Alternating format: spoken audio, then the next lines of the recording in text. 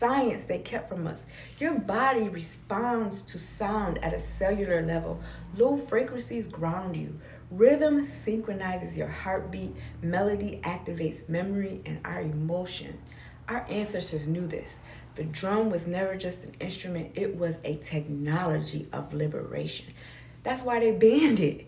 That's why enslavers outlawed the drum in colonial America, because they understood when we gather in rhythm, when we remember who we are, we become uncapturable, right? The blues birthed rhythm and blues, R&B birthed soul and funk gave us Prince. A man who understood that the fight his ancestors lost in contract offices and courtrooms was a fight he could still win. So, the drum traditions of West Africa crossed the water in the bodies of the stolen.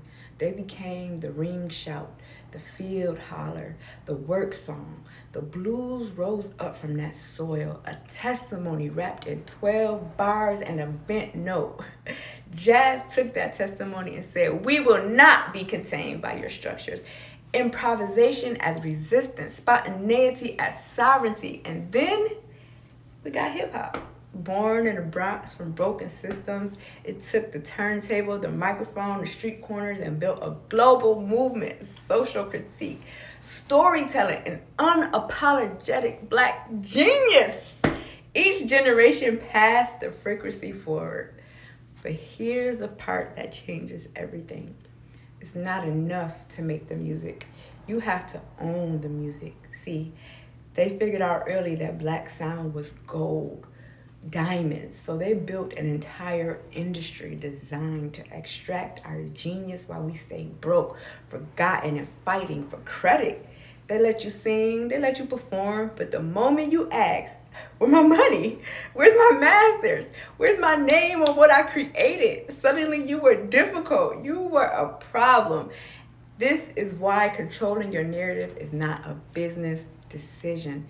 It's a liberation strategy. Now, Prince, I agree, he was a bad brother.